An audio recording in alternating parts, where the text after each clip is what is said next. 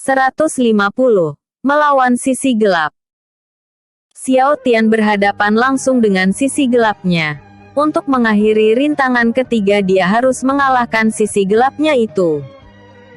Xiao Tian melemparkan ribuan bola api berwarna merah ke arah sisi gelapnya. Sisi gelap Xiao Tian mengaktifkan mode kegelapan. Mode di mana aura hitam mengelilingi tubuhnya dan menjadi tameng sekaligus tangan tambahan yang bisa digunakan untuk menyerang. Ketika ribuan bola api berwarna merah mendekati sisi gelap Xiao Tian, aura hitam itu membentuk banyak cambuk dan menangkis semua serangan Xiao Tian tanpa terkecuali. Apa hanya itu kemampuanmu? Ledek sisi gelap. Apa kau benar-benar diriku? Aku tak tahu kalau aku memiliki kekuatan sedahsyat itu, ucap Xiao Tian. Jika kau ingin seperti diriku, jadilah diriku. Mengamuklah. Lupakan semua impian naif yang kau punya. Pindahlah kepada jalan kegelapan. Aku dan kau adalah satu. Jika kita menyatu kita akan menjadi tak terkalahkan, ucap sisi gelap Xiao Tian. Maafkan aku.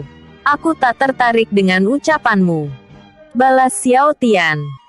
Jikalau begitu matilah, dan biarkan aku menguasai tubuhmu itu untuk diriku sendiri, ucap sisi gelap Xiao Tian.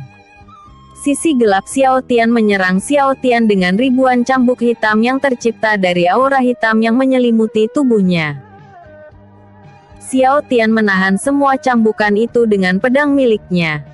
Namun pedangnya malah terbelah menjadi dua dan cambuk-cambuk itu mengenai tubuh Xiao Tian yang tak terlindungi apapun. Xiao Tian mengaktifkan teknik tempurung naga di saat yang tepat. Karena teknik itu, Xiao Tian tak merasakan sakit meski cambuk-cambuk tersebut mengenainya terus-menerus. Teknik tempurung naga ya. Lumayan juga. Tapi teknik rendahan seperti itu tak akan bisa melindungimu selamanya. Kita lihat apa kau bisa menahan ini, ucap sisi gelap Xiao Tian. Aura gelap yang menyelimuti sisi gelap Xiao Tian membentuk sebuah kerucut raksasa. Kerucut tersebut berputar-putar seperti sebuah bor. Angin yang diciptakan dari pusaran itu sangatlah kuat hingga membuat banyak bongkahan es terbang ke udara. Cobalah tahan yang ini, ucap sisi gelap Xiao Tian. Xiao Tian mengaktifkan teknik 1000 langkah cahaya. Dia menghindari bor tersebut dengan begitu mudah. Dengan kecepatan yang luar biasa dia bergerak mendekati sisi gelapnya untuk menyerangnya dari jarak dekat. Dia mengaktifkan api sebuah bola api biru untuk dilemparkan. Namun di luar dugaannya, sisi gelap malah menghilang dari tempatnya berdiri dan muncul tepat di belakang Xiao Tian dalam sekejap mata. Lemah. Sisi gelap Xiao Tian menendang punggung Xiao Tian dengan sekuat tenaga. Buk. Xiao Tian terlempar begitu jauh karena tendangan sisi gelapnya. Ketika Xiao Tian masih berada di udara, sisi gelapnya muncul tepat di bawahnya lalu menendangnya hingga melambung tinggi ke langit. Buk. Xiao Tian tak berkutik sedikit pun. Meski dia menggunakan teknik 1000 langkah cahaya, kecepatan lawannya jauh di atasnya. Apa dia benar-benar diriku?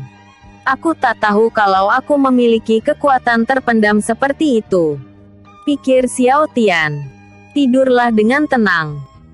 Sisi gelap Xiao Tian tiba-tiba muncul tepat di atas langit, lalu menendang Xiao Tian ke bawah hingga dia menghantam daratan es. Bruak. Apa ini akhir diriku? Dikalahkan oleh sisi gelapku sendiri, pikir Xiao Tian. Dasar bodoh. Berhenti menyerah. Jika kau kalah di sini, rohku juga akan terjebak di sini. Percayalah padaku dan berikan tubuhmu kali ini saja, bentak Sun Long. Apa bedanya mempercayakan tubuhku pada sisi gelapku dengan memberikan tubuhku kepadamu? Bukankah kau juga mengincar tubuhku ini? Balas Xiao Tian. Kekuatan roh dan kekuatan ki milikmu kali ini sedang dalam keadaan stabil. Aku tak akan bisa merebut tubuhmu. Kau mungkin telah mengaktifkan 1000 langkah cahaya. Selagi teknik itu masih aktif, kau bisa mengambil alih tubuhmu kembali. Aku melakukan ini bukan untuk dirimu, tapi untuk diriku sendiri. Karena jika kau kalah maka aku juga terkena imbasnya. Bentak Sun Long. Baiklah. Ingat baik-baik Sun Long. Waktumu hanyalah 5 menit. Tegas Xiao Tian. Tenang saja. Akan aku gunakan tubuhmu dengan sebaik mungkin. Sambung Sun Long. Sisi gelap Xiao Tian terjun dari atas udara untuk menginjak tubuh Xiao Tian yang telah jatuh menghantam daratan es. Ketika kakinya mengenai tubuh Xiao Tian, sebuah kawah yang begitu besar tercipta akibat benturan yang begitu dahsyat. Hahaha. Tenanglah diriku. Aku akan menggantikanmu untuk keluar dari labirin es ini. Ucap sisi gelap Xiao Tian. Tangan kanan Xiao Tian memegang kaki kanan sisi gelapnya. Semua luka di tubuhnya sembuh dalam sekejap mata. Sisi gelap Xiao Tian terkejut akan hal itu. Dia mencoba melepaskan genggaman Xiao Tian namun tak bisa.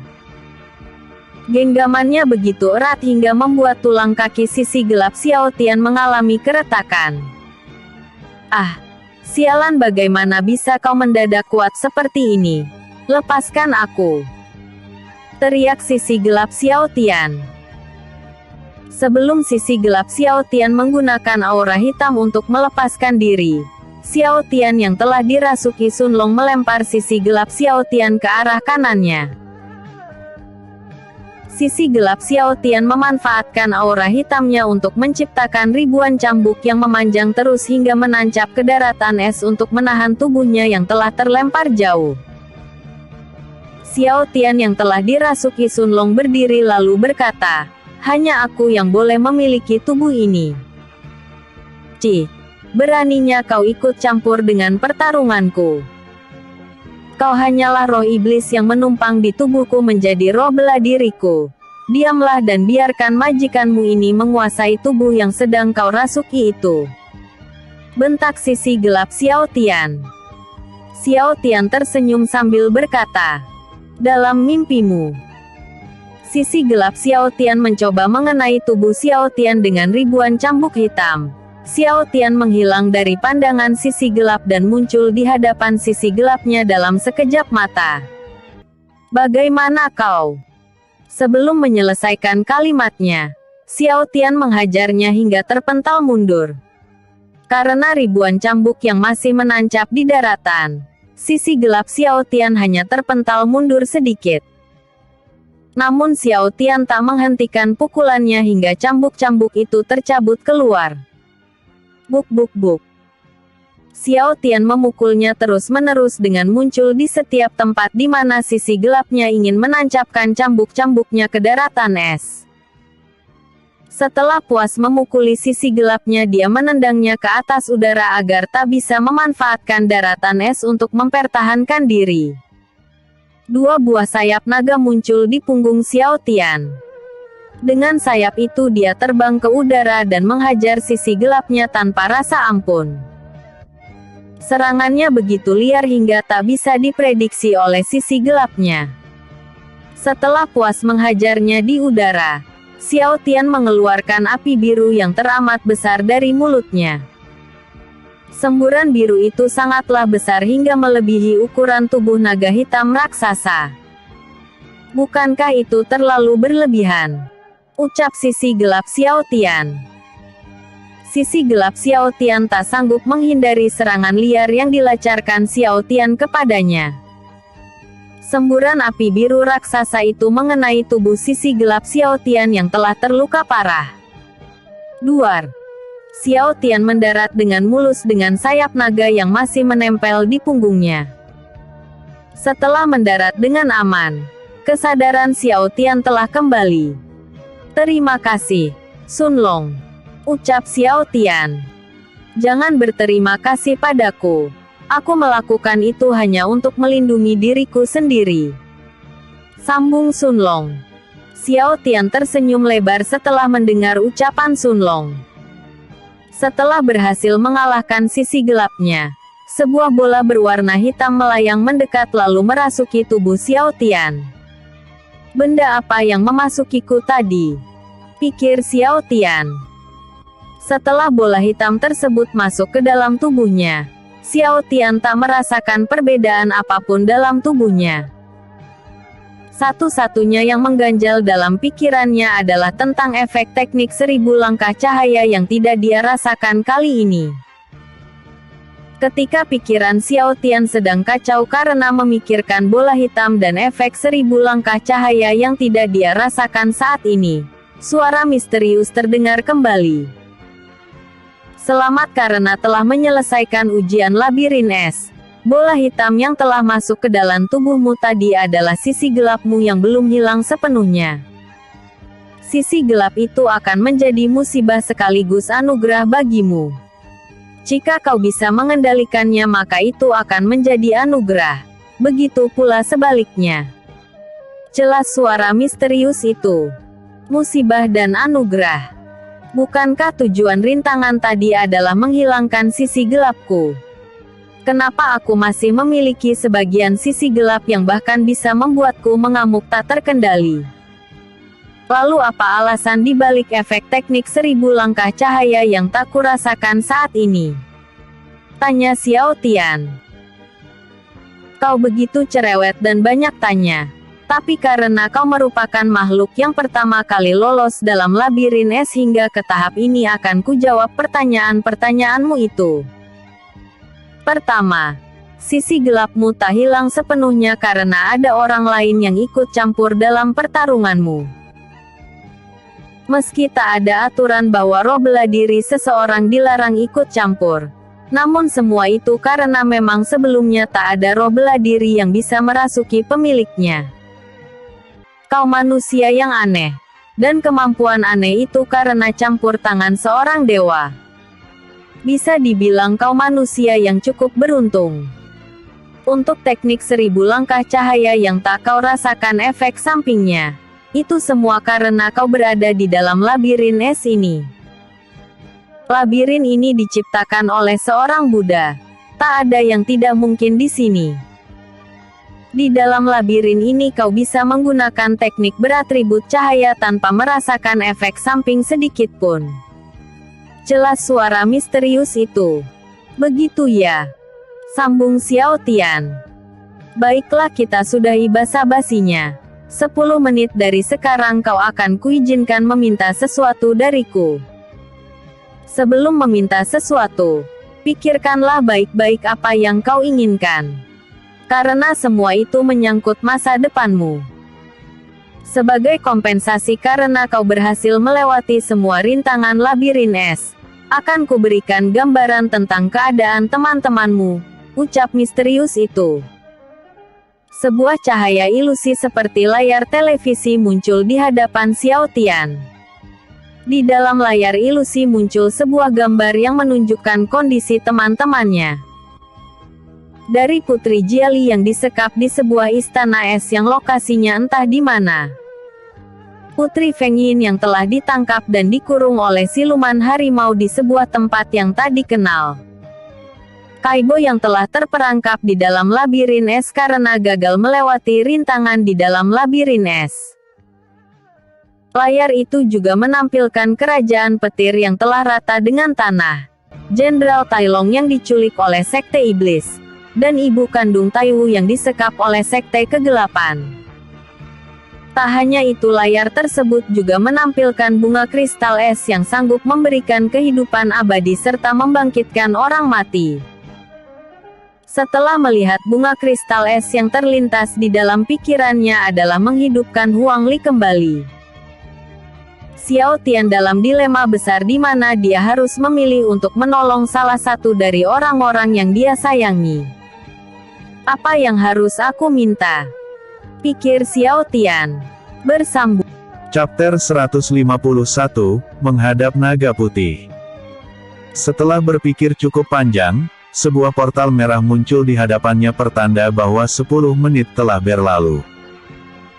Waktu bagi Xiao Tian menghadap Sang Naga Putih telah tiba, di mana dia harus mengatakan sebuah permintaan yang harus dikabulkan oleh Sang Naga Putih.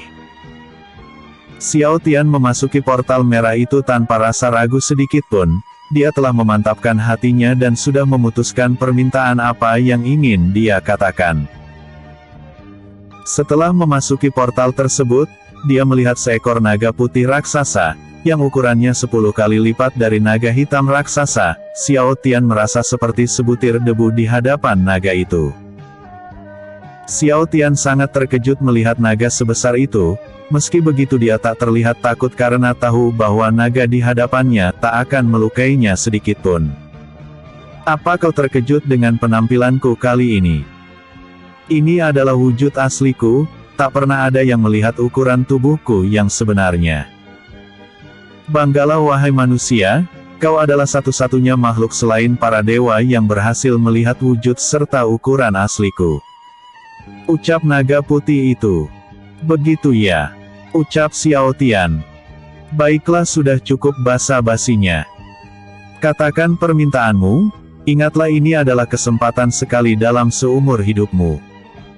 Tak akan ada lain kali, setiap orang hanya memiliki satu kesempatan untuk mencoba masuk ke dalam labirin es agar bisa berhadapan denganku.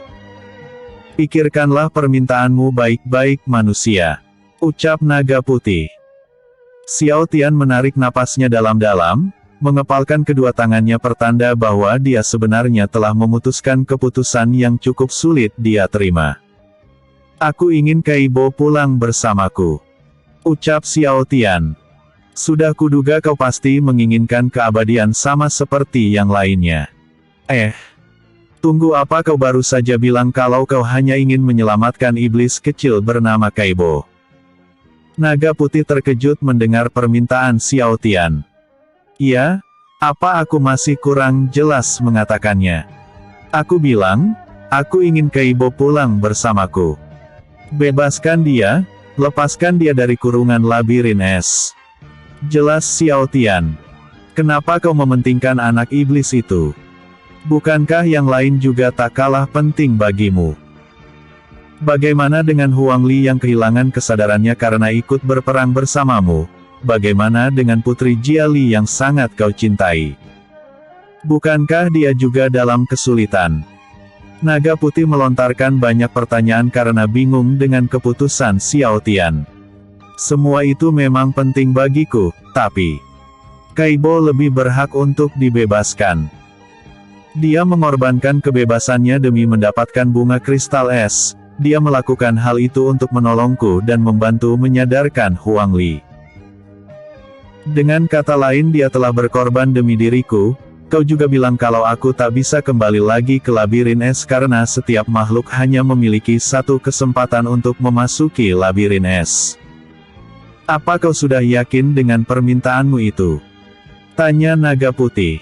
Aku sangat yakin, jawab Xiao Tian. Setelah mendengar ucapan Xiao Tian dengan penuh keyakinan, akhirnya sang naga putih mengabulkan permintaannya. Xiao Tian mundur beberapa langkah karena diperintahkan untuk mundur oleh naga putih itu. Setelah Xiao Tian mundur cukup jauh, sebuah balok es berisikan tubuh Kaibo yang telah terikat rantai, muncul perlahan dari dalam daratan es. Xiao Tian mencairkan es tersebut lalu menghangatkan tubuh Kaibo dengan elemen api yang dia miliki. Sambil menghangatkan tubuh Kaibo, dia juga melepaskan rantai yang mengikat seluruh tubuh Kaibo. Terima kasih karena sudah berusaha menolongku, Kaibo, ucap Xiao Tian sambil memeluk Kaibo yang masih tak sadarkan diri. Kau benar-benar manusia yang aneh, merelakan keabadian hanya untuk menolong seorang anak iblis. Ini pertama kalinya aku melihat seorang manusia begitu menyayangi seorang suku iblis melebihi keselamatan dirinya sendiri, ucap naga itu. Maaf karena telah merepitkanmu lagi, Kak Xiao Tian, ucap Kaibo sambil menggigil kedinginan. Dasar bodoh, untuk apa kau meminta maaf? Lain kali jangan membuatku khawatir lagi, ucap Xiao Tian. Setelah permintaannya terkabul, sebuah portal hitam muncul di hadapan mereka. Naga putih menyuruh Xiao Tian beserta Kaibo meninggalkan lembah kristal es dan merahasiakan semua hal yang telah dia alami di dalam labirin es. Karena Kaibo masih agak lemas, Xiao Tian menggendongnya pergi untuk memasuki portal itu. Setelah memasuki portal hitam itu, Xiao Tian dan Kaibo kembali ke kediaman para siluman kera.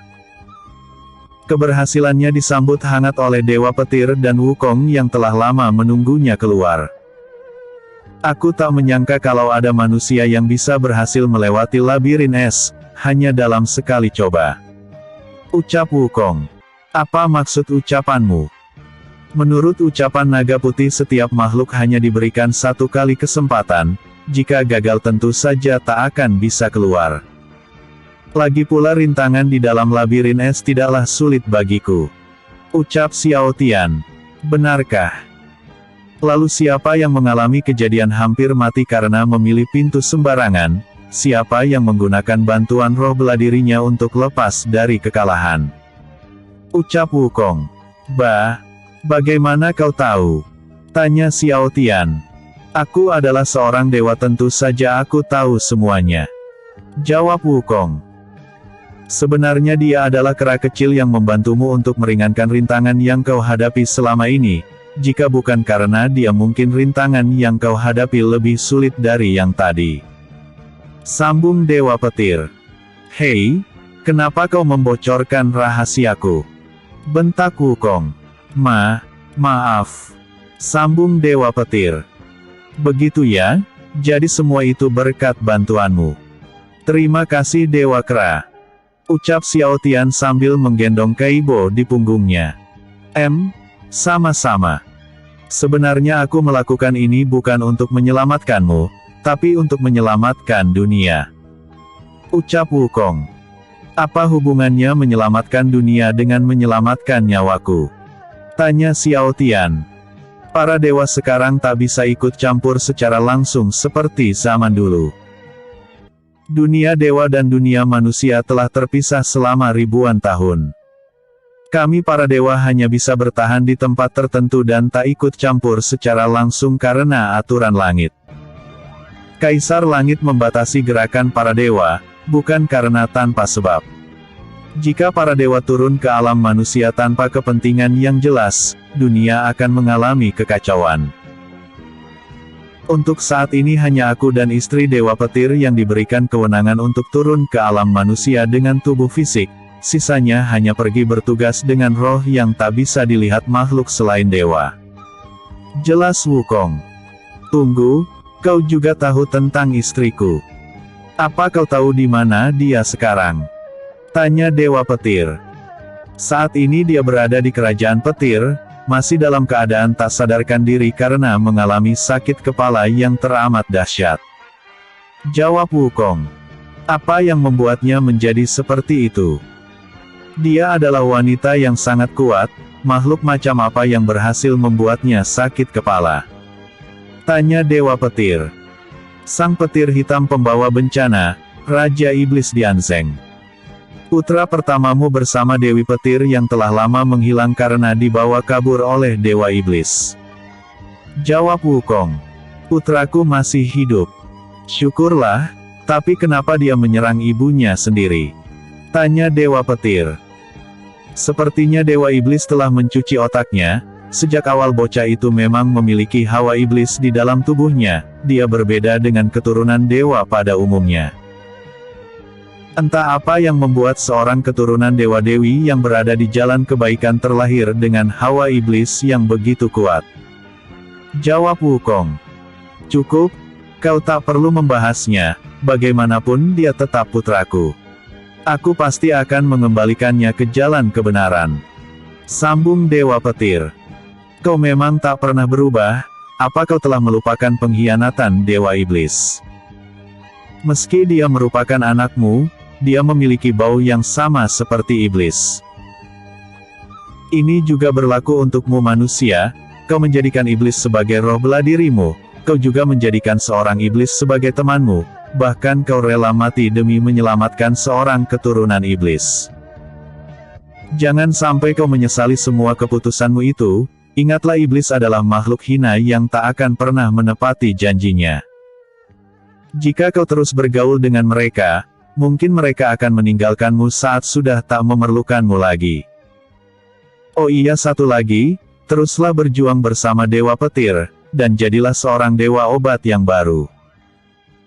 Hanya kau harapan terakhir dunia ini, karena para dewa tak akan ikut campur secara langsung terhadap keselamatan alam semesta kedua ini. Ucap Wukong sambil melangkah pergi. Apa salahnya menjadi seorang iblis? Kenapa semua orang mendiskriminasi bangsa iblis? Hanya karena sebagian besar bangsa iblis melakukan perbuatan tercela, bukan berarti semua bangsa iblis berperilaku seperti itu. Bukankah manusia juga demikian? Ada yang baik dan ada yang jahat. Kenapa hanya bangsa iblis yang diragukan kebaikannya? Kenapa? Ucap Kaibo yang masih berada di gendongan Xiao Tian. Maaf saja, aku tak mendengar ucapan manis dari seorang iblis. Jika kau ingin iblis berhenti didiskriminasi, bawalah mayat dewa iblis ke hadapan para dewa. Tegas Wukong. Wukong bersiul memanggil sebuah awan putih, dia melompat menaiki awan tersebut, lalu terbang ke atas langit dengan kecepatan tinggi meninggalkan semua orang. Cih! Kaibo terlihat begitu kesal, marah sekaligus sedih karena bangsanya selalu dianggap hina oleh bangsa lain. Tenanglah, aku tak akan meninggalkanmu. Aku percaya kalau tidak semua iblis berperilaku buruk, aku juga percaya kalau di luar sana masih banyak bangsa iblis yang memiliki hati bersih seperti kau dan Jingmi. Sambung Xiao Tian. Terima kasih, tolong turunkan aku sudah bisa berdiri sendiri. Ucap Kaibo. Tapi kau masih belum pulih sepenuhnya. Sambung Xiao Tian. Aku bukanlah anak kecil. Meski tubuhku seperti seorang anak kecil, umurku jauh lebih tua darimu. Tegas Kaibo. Iya, aku turunkan kau. Xiao Tian menurunkan Kaibo dari punggungnya. Dewa Petir terlihat begitu banyak pikiran, karena dia terus melamun sejak Dewa Kera pergi. Karena hal itu Xiao Tian mendekati Dewa Petir dan bertanya, "Apa kau masih memikirkan putra serta istrimu? Jika itu penting untukmu, pergilah cari istri dan putramu itu, aku dan Kaibo bisa pergi sendiri." Ucap Xiao Tian. Tidak, aku tak akan meninggalkanmu, lagi pula istriku bisa menjaga diri, begitu pula putraku. Sambung Dewa Petir. Begitu ya. Apakah kau tahu di mana sarang siluman harimau? Tanya Xiao Tian. Kenapa kau tiba-tiba menanyakan hal itu? Tanya Dewa Petir. Aku hanya bertanya, apa kau tahu di mana itu? Tanya Xiao Tian. Letaknya berada di sebelah selatan wilayah Kerajaan Es. Mereka membangun sebuah istana es di puncak gunung yang dibangun di atas lautan yang telah membeku menjadi es. Wilayah itu sangat berbahaya bagi manusia karena suhu di sana terlalu dingin dan sering terjadi badai salju yang tiada henti. Selain siluman es, tak ada satupun makhluk hidup yang pernah melewati tempat itu. Jelas Dewa Petir. Kalau begitu sudah kuputuskan, tujuan kita kali ini adalah menuju Istana Es, dan menghabisi para siluman harimau. Ucap Xiao Tian.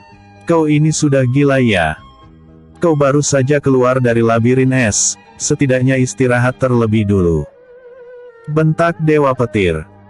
Putri Feng Yin dan Putri Jiali ada di tempat itu, aku harus segera menyelamatkan mereka.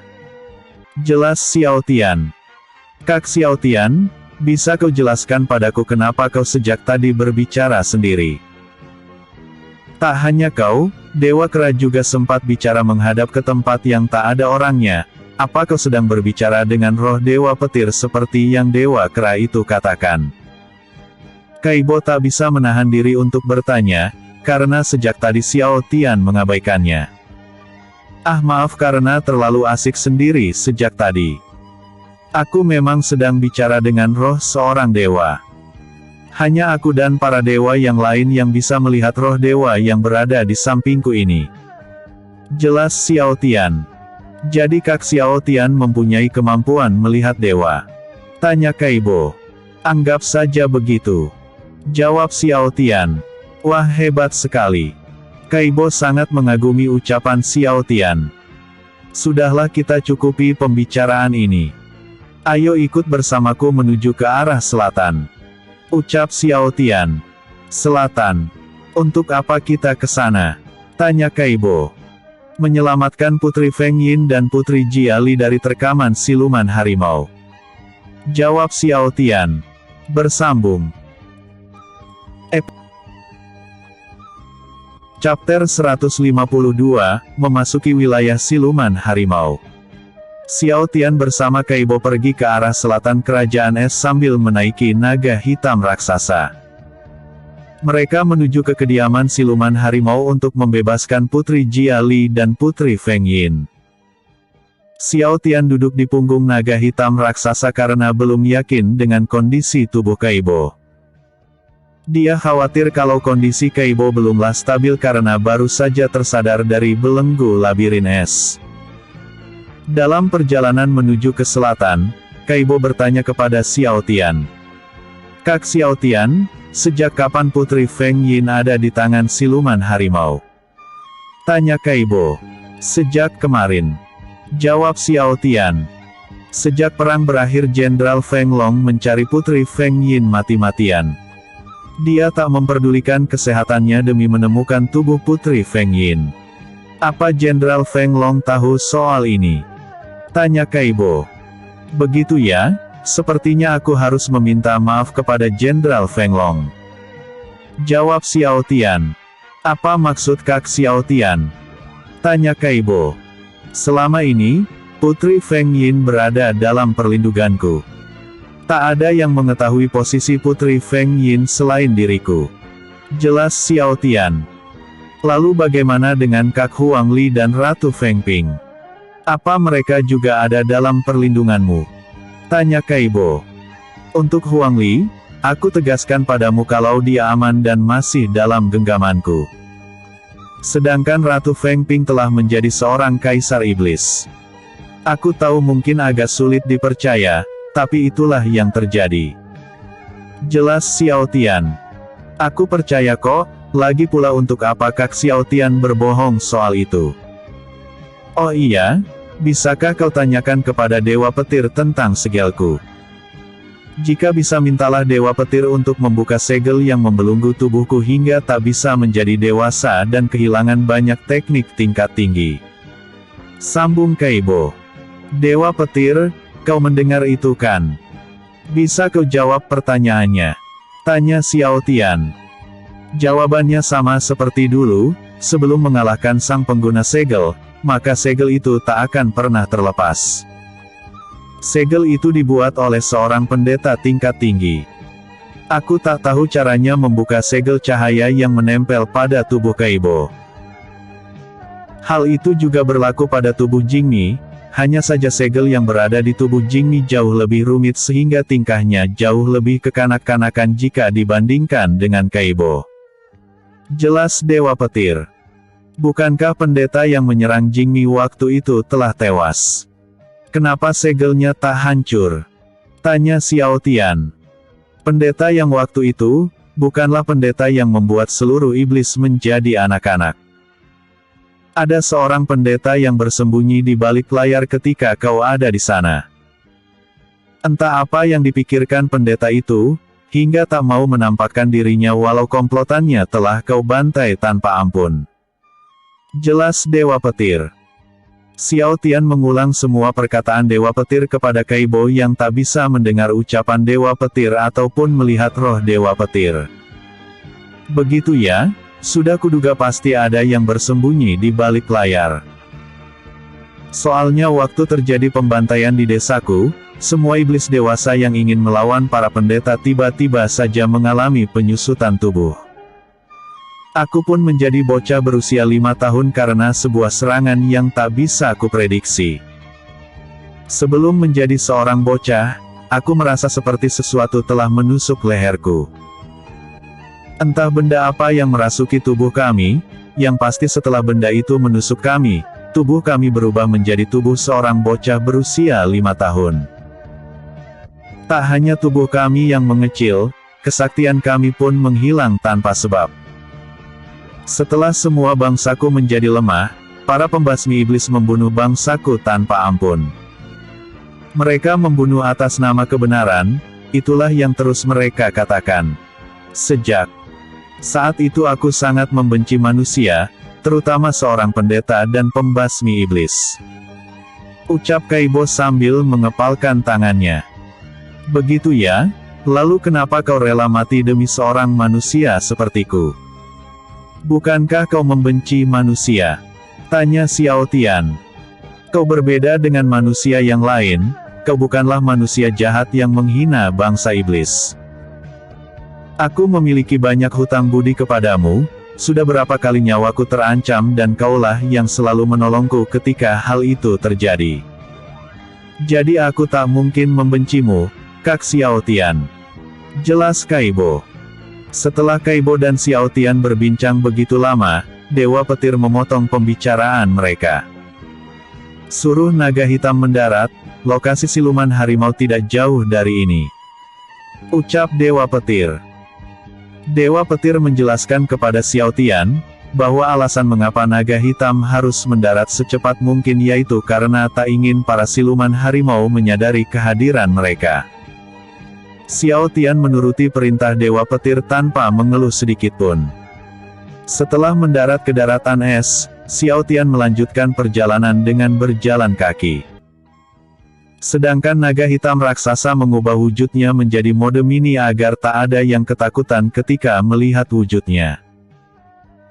Ketika sudah cukup lama berjalan kaki, mereka terhenti di sebuah jurang yang teramat dalam dan angin kencang menyelimuti bagian tepi jurang itu hingga tak mungkin untuk dilewati. Ketika Xiao Tian dan Kaibo masih kebingungan harus kemana lagi, Dewa Petir mengucapkan sebuah mantra yang tak dimengerti oleh Xiao Tian. Setelah itu dia menatap badai angin yang menghalangi pandangan. Terhitung 5 menit sejak Dewa Petir selesai mengucapkan mantra, badai angin menghilang begitu saja dan jurang yang begitu dalam berubah menjadi hutan lebat yang bersalju. Dewa Petir menjelaskan kepada Xiao Tian bahwa badai angin dan jurang tadi adalah ilusi yang dibuat siluman harimau untuk menyembunyikan lokasi mereka. Melihat kejadian yang cukup membingungkan, Kaibo tak bisa menahan diri untuk bertanya kepada Xiao Tian, namun Xiao Tian mengabaikannya karena fokus dengan ucapan Dewa Petir. Kenapa tiba-tiba muncul hutan bersalju? Kemana perginya badai angin dan jurang tadi? Tanya Kaibo. Berhati-hatilah, aku merasakan hawa membunuh yang sangat banyak dari dalam hutan itu. Jelas Dewa Petir. Aku mengerti. Jawab Xiao Tian. Hei, kau bicara dengan Dewa Petir lagi. Setidaknya jawab pertanyaanku. Ucap Kaibo dengan kesal. Set. Jangan berisik, kita harus memasuki hutan itu tanpa mengeluarkan suara sedikitpun. Ucap Xiao Tian sambil menutup mulut Kaibo. Kaibo dan Xiao Tian berjalan menuju hutan bersalju sesuai petunjuk Dewa Petir. Langkah demi langkah mereka lakukan dengan hati-hati tanpa mengeluarkan suara sedikitpun. Selain Dewa Petir tak ada yang bisa merasakan hawa membunuh yang dikeluarkan bangsa siluman. Aku memang pernah mendengar tentang kekuatan bangsa siluman dalam bersembunyi, tapi apa mereka memang sangat berbahaya hingga kita harus begitu berhati-hati? Kaibo tak bisa menahan diri karena merasa tak ada bahaya sedikitpun. Ketika Kaibo baru saja berbicara, beberapa batu kecil dilempar ke arah Kaibo dengan kecepatan tinggi. Xiao Tian menarik tubuh Kaibo dengan cekatan hingga batu tersebut tak mengenainya. Dasar anak nakal, lihat apa yang kau lakukan. Lokasi kita telah ditemukan. Ucap Xiao Tian.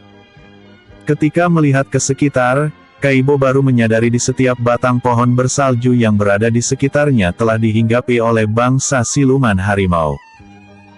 Mereka berwajah harimau, namun memiliki postur tubuh selayaknya manusia.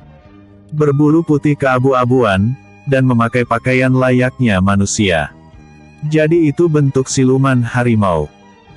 Aku jadi teringat Tai Lung dari film Kung Fu Panda, mereka terlihat sama persis dengan Tai Lung. Dari cara mereka berdiri, bulu putih abu-abu mereka, hanya satu yang membedakan mereka dengan Tai Lung, mereka memakai baju. Ucap Xiao Tian. Kak Xiao Tian, kau ini sedang bicara apa? Kung Fu Panda. Tai Lung. Film. Kaibo bingung dengan ucapan Xiao Tian yang terdengar asing baginya. Lupakan saja, itu hanya cerita lama sebelum aku mengenal dunia ini. Anggap saja kalau aku sedang mengigau. Jelas Xiao Tian. Majulah, Tai Lung. Teriak Xiao Tian. Setelah mendengar kata Tai Lung, para manusia harimau terlihat semakin marah. Dari mana kau mengetahui nama pemimpin kami? Ucap salah satu siluman harimau. Itu bukan urusan kalian, aku datang kemari untuk mengambil kembali apa yang telah pemimpin kalian ambil dariku.